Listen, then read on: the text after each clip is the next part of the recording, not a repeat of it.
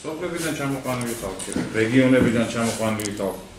Ფული იყო უბრალოდ დარიგებული და ხდებოდა ერთი რამ, რომ არ დაშლილიყვნენ, ზოგს გუდი დაალებინეს და ზოგს კიდე რაღაცები. ისა ესე ამონება. Ჩვენი მიზანი არის შევქმნათ მაქსიმალურად კონკურენტული თანაბარ პირობებიანი გარემო საარჩევნო სუბიექტებისთვის.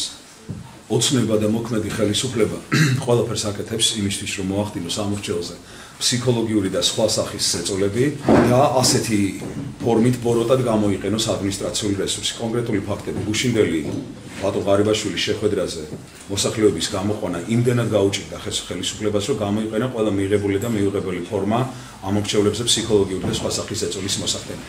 ძალიან გაგიჭირდებოდათ გუშინ ნამდვილი ნაღდი ზუგდიდელების ნახვა აქციაზე, მაგრამ ნახავდით ზესტაფონელებს, ნახავდით აუცილებლად ქუთაისელებს და ნახავდით საჯარო სამსახურების მოხელეებს მხოლოდ და ნახავდით სკოლის მოსწავლეებსაც კი.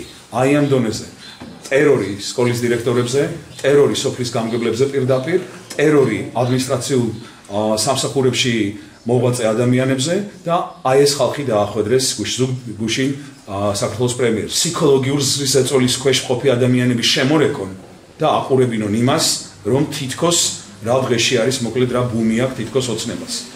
ამის ღირსი ნამდვილად არის ზუგდიდი.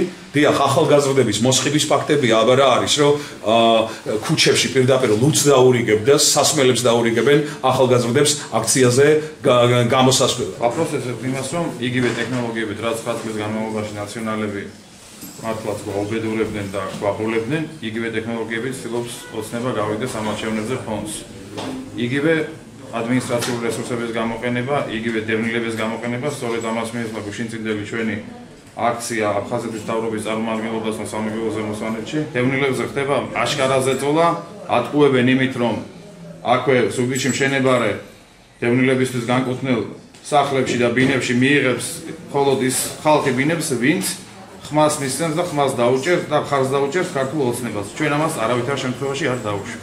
მერსი მაქრო გითხრათ არც გავაკეთებთ, რომ არა თქვენი პატივისცემა ამ ადამიანის მოსალოდ კომენტარზე არ გავაკეთებთ, იმიტომ რომ ჩვენ ვიცით, ვინც რა ცხოვრების გზაა გავლილი, რა ცხოვრებით იცხოვრა. ამიტომ ძალიან ბევრი სალაპარაკო ბევრს არ აქვს.